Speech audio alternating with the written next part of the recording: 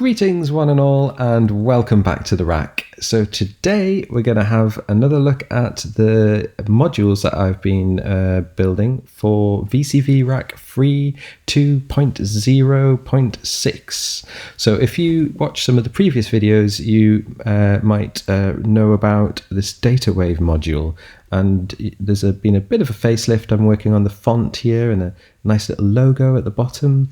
I'm still not finished with it, so at the moment I'm not working too much on the design. I'm just thinking about the functionality and getting it all working the way that I like, and then maybe it'll be ready then for me to share it with other people if you're interested in it. If you are, let me know. I'd love to know your thoughts on this.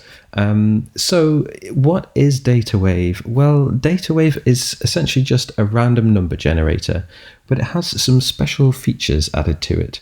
So you might have seen me using it for seeded randomness, which allows us to create looping or phrasing of the values that it outputs. And you also may have seen the slew rate limiter, which allows us to create more kind of smooth and undulating outputs. The question might be, what would you use Datawave for? Well, anytime you want to modulate something, really. So it's quite an interesting source of modulation, whether you're using it as a sequencer or it's a good alternative to an LFO as well, a low frequency oscillator. So let's have a look at the new feature that I've added. So I've got this nice little light up button here, and with that you can select one of 5 different output modes.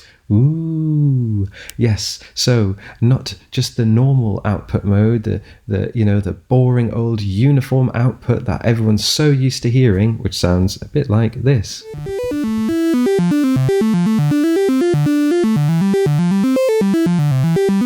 Yeah, so you might be thinking, what am I going on about here? Well, what I'm going on about is something called distributions. So not all random number generators generate each value with the same probability or the same chance of occurring. For the most part, random number generators spew out every value equally in equal amounts, let's say, and this is called uniform randomness.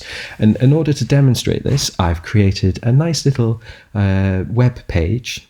So here's one I made earlier. This is Flavours of Randomness, which is my kind of sort of a layperson's way of describing what some people will know as stochastic distributions. So for all my statistic nerds out there, hey, how you doing?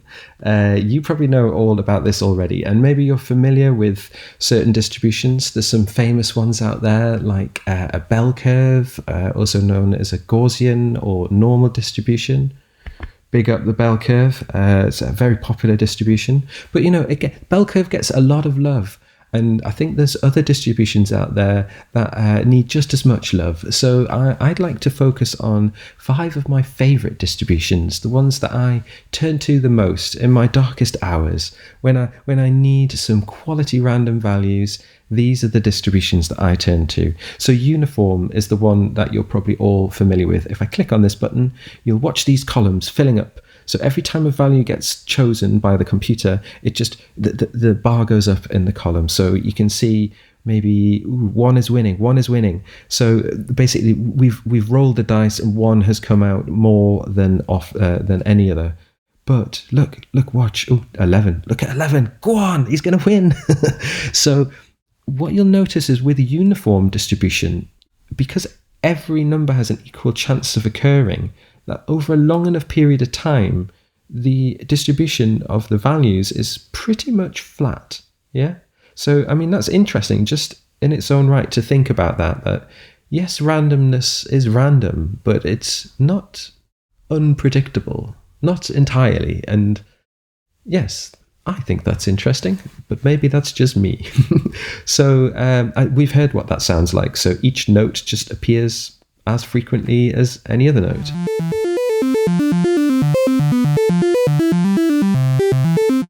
Groovy. So yeah, it's how do I describe this? It's a bit like everything's jumping around all the time, and there's no kind of there's no sense of a kind of tonal center. There's no sense of key or anything like this. It's just diatonic garble. So yeah, let's have a look at a different distribution. So I've got a linear distribution. Actually, no, we're going to look at the inverse linear. They're both the same, but just the opposite, I guess. Yeah, of course, inverse. So if I click this one, you'll see with the inverse linear, you will get the lowest values more frequently, and the higher the value, the less likely the chance of it occurring. The less likely the chance. There's less chance of it occurring. So you'll see that ultimately over a long enough period of time, you get a pretty much straight diagonal line across this plot or graph. I don't know what is it. So let's listen to that. So in terms of notes, you'll notice when I click this button here, it should change color and it should move to the next mode and the next distribution. And the next one is linear, and you should notice that we have an increased amount of low notes in the output.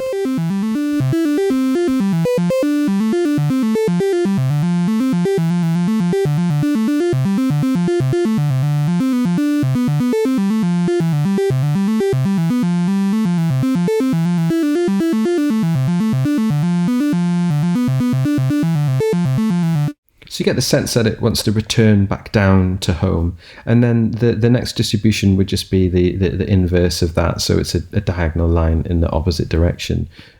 So if you can hear that, you'll get a lot more higher notes. I'll play firstly the one with the increased lower notes, and then I'll flip it around and hopefully you can hear the difference.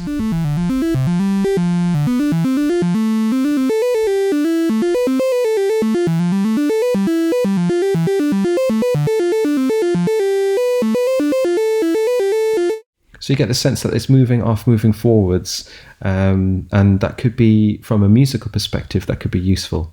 And then another of my all-time favorites, the triangle doesn't get the triangle distribution doesn't get a lot of love. It's somewhat overshadowed, ironically, by the bell curve, which is just the kind of slimmed down version, the kind of a diet triangle distribution. But you can see here that values in the middle of the range are more likely to occur, and values at the extremes of the range are less likely to occur. So let's listen to that.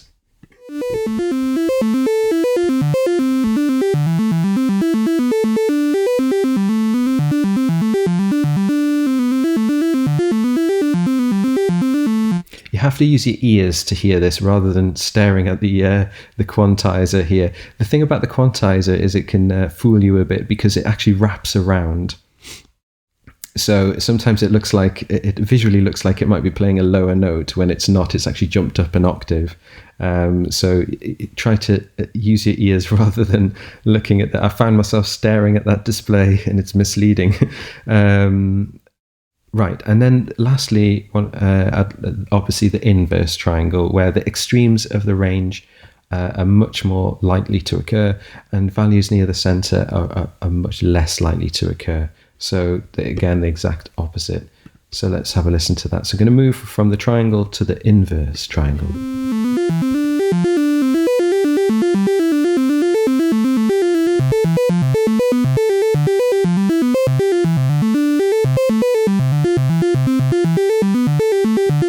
Yes, so as you can see there, as you can hear, hopefully, there is a difference between these different distributions in terms of how it sounds musically. And along with seeded randomness, you can give your sequences a strong sense of melody and structure.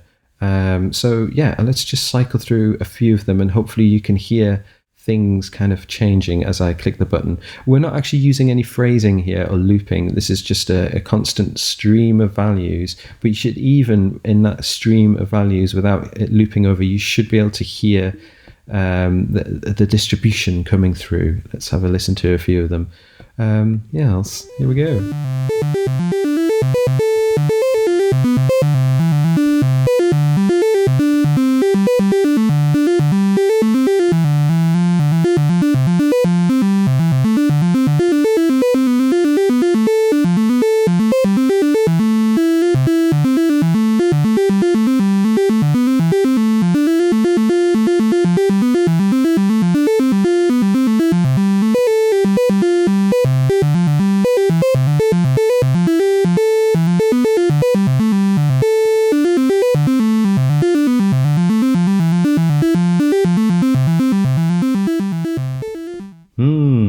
Yeah, cool. All right. Hopefully, again, this is interesting and hopefully it's useful.